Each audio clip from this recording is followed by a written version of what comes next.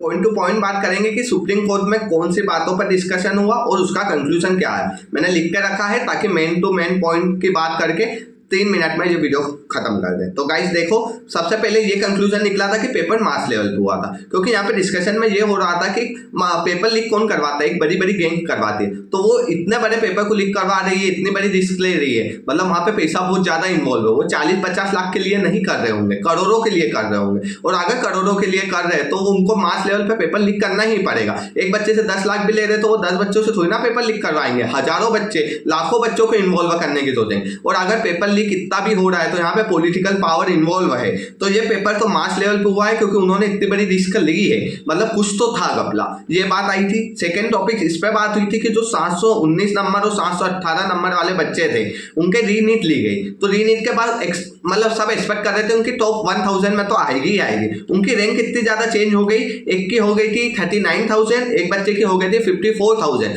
मतलब यहाँ से यहाँ तक रैंक चले गई, मतलब कुछ तो था ना।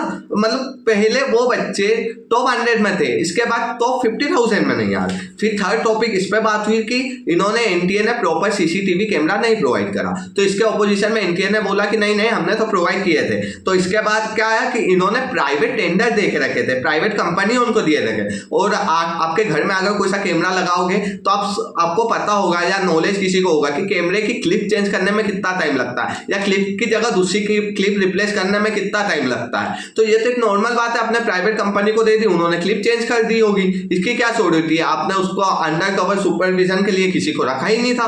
यहाँ पे डिस्कशन हुआ। इसके बाद सबसे बड़ा डिस्कशन इस बात पे भी हुआ कि नॉन डिजर्विंग कैंडिडेट अगर एक भी अंदर जाता है तो ये बहुत बड़ी प्रॉब्लम हो सकती है। इस पर भी बहुत ज्यादा डिस्कशन हुआ। फिर पांचवा ये डिस्कशन हुआ कि पेपर जो लीक हुआ है उसको अपन को कैंसर जैसा ट्रीट करना है, क्योंकि कैंसर जो है वो मल्टीप्लाई कितनी स्पीड में करता है गाइस, उसका मल्टीप्लीकेशन। तो यही है कि पेपर लीक भी इतनी मल्टीप्लीकेशन से होगा, इतने ज्यादा लोग इन्वॉल्व है, तो इसको अपन को ऐसे कैंसर जैसा ट्रीट करना। फिर एनटीए को सुप्रीम कोर्ट ने बहुत बुरा सुनाया, उसको खटगड़े में खड़ा करा और उसको बोला कि भैया पहले आप लोगों ने क्या कहा कि पेपर नहीं लीक हुआ, फिर बोला थोड़ा लीक हुआ, फिर बोला डिस्ट्रीब्यूशन में दिक्कत, फिर बोला हमने टाइम को कवर अप करने के लिए ग्रेस मार्क्स दे दी, फिर बोला नहीं नहीं हमने तो पेपर लिया बाद में आधा घंटा और दे दिया। मतलब खुद के स्टेटमेंट पे तो खड़ा रहो, और अगर नहीं दे पा रहे हो तो एक्सेप्ट कर लो। हम सुप्रीम कोर्ट ने ये नहीं कहा कि तुम गलत हो, लेकिन मानो ना कि हमारे से गलती हुई, बोलो सॉरी कि अब नेक्स्ट टाइम हम ट्राई करेंगे हमारा बेस्ट, ये गलतियां नहीं होने देंगे।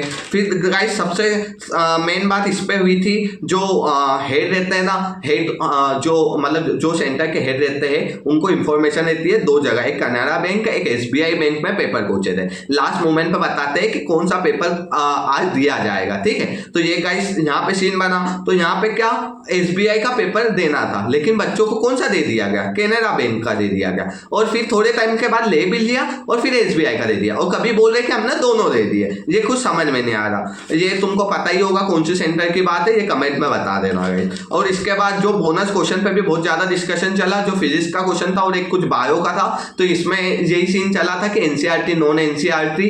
तो एनटीए ने पहले बोला कि हम बोलते हैं कि जो न्यू पब्लिकेशन है एनसीईआरटी की वो यूज करना चाहिए। उसके बाद खुद ही ने स्टेटमेंट बदल दी कि नहीं, हम बच्चों ने 30,000 बच्चों ने केस किया था, तो हमने सोचा कि पुरानी एनसीईआरटी भी उन्होंने पढ़ी थी, तो नहीं पुराना आंसर भी, तो उन्होंने दोनों आंसर। तो सुप्रीम कोर्ट ने कहा कि हम ये बात नहीं मानेंगे, हम आईआईटी दिल्ली के डायरेक्टर से डिस्कस करेंगे। और आईआईटी दिल्ली के डायरेक्टर को बोला कि एक टीम बनाओ और उसके बाद आज ही उनको फैसला चाहिए, मतलब आज ही इस पर फैसला आ जाना चाहिए कि कौन सा आंसर करेक्ट है। और उनका कहना पड़ा कि अगर 4 करेक्ट है, क्योंकि दोनों ऑप्शन कॉन्ट्राडिक्ट है, अगर 4 करेक्ट है तो 2 फॉल्स होगा, 2 करेक्ट है तो 4 तो फॉल्स होगा, लेकिन दोनों तो करेक्ट हो नहीं सकते। तो ये बात पे भी डिस्कशन चला।